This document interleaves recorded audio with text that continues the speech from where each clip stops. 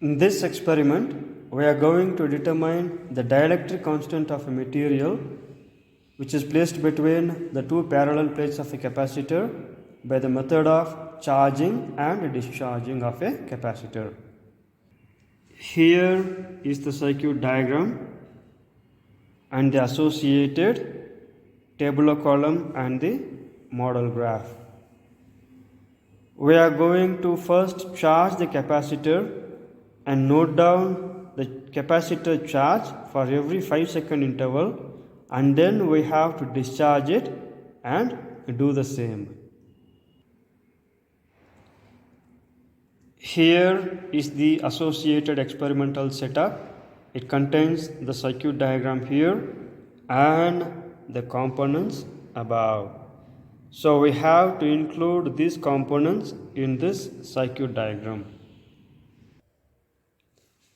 We have to connect these four parts, these four components in the circuit.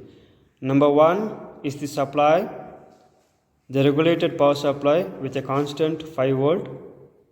Number two is the resistor, and then the capacitor, and at last the voltmeter. So the voltmeter and the associated circuit components are provided just above the circuit diagram. Let's start the circuit connection. First things first, we are connecting the supply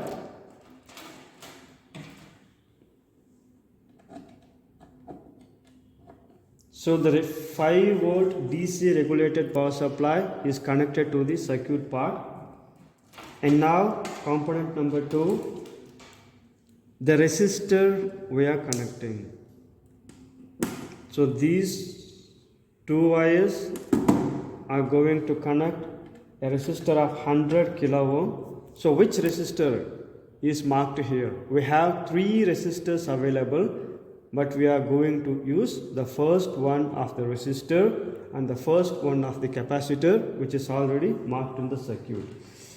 Now the capacitor we are connecting positive to positive and negative to negative,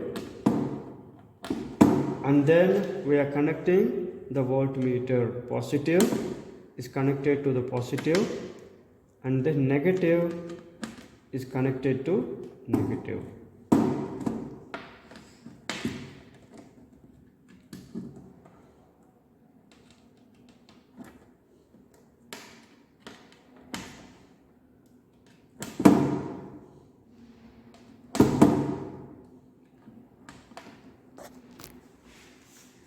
Right, we have connected 4 components. Number 1, the supply. Number 2, the resistor. Then the capacitor, and finally the voltmeter. So 4 components.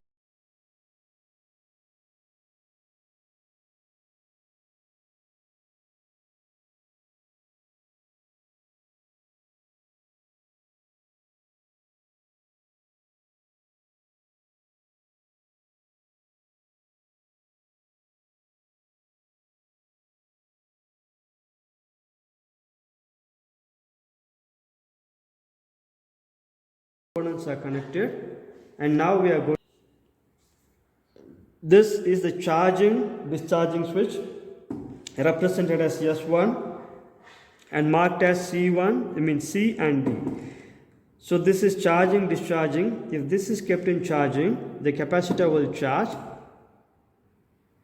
and if this is kept in discharging, the capacitor will discharge.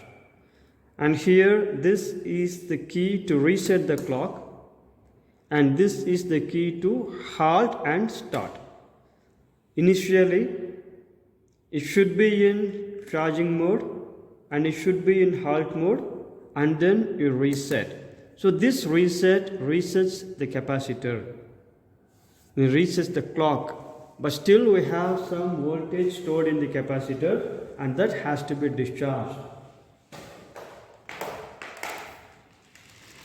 How we can discharge? You just sort the 2 terminals and then the capacitor is completely discharged. Now, to begin with, both the timer should be 0 as well as the voltmeter should be 0. So now we can start the readings.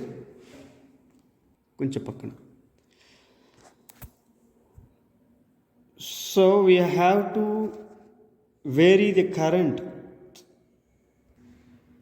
First, we are going to charge the capacitor and then note down the capacitor voltage for every 5-second variation of time, and then we are going to discharge the capacitor and note down the variation of voltage for every 5-second variation of time. Let us start. So the capacitor now is in charging mode, and now we are hitting start.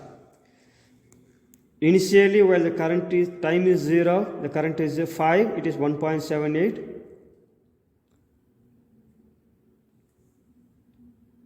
Cut. We are putting in charging mode and then hit this start button. 5 seconds is 1.69. 10, 2.88. Like that, the clock should be continuously running and the associated voltmeter reading should be noted up to 90 seconds. So once the clock reaches 90, we are going to reset the clock and we are going to put it in the discharge mode. So for 40 it is 4.5, 45 it is 4.54, and now the voltage stored in the capacitor is almost saturated.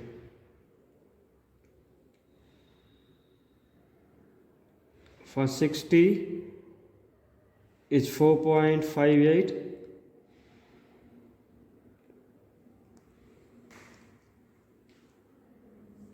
So now the voltage is constant.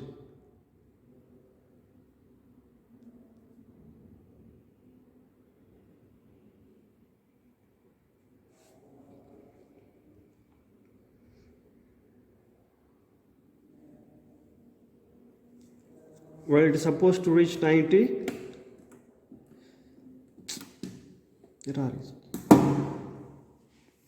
Is the reset button. So this reset button we have to press and we have to put it in the discharge mode while the clock reaches 90. Now it is 4.59 almost. 85. While it reaches 90, look, this switches 89, 90.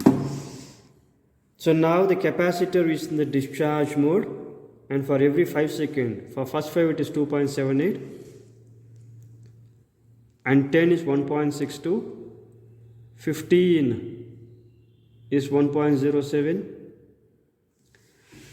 So like that, we will be recording the voltage stored in the capacitor first at the charging mode and then at the discharging mode. So these two curves will be resecting at a point, and this value we have to calculate. These two curves will be intersecting at a point, and this point of intersection, at what time it intersected, that particular time has to be determined, and that time value has to be substituted in the formula.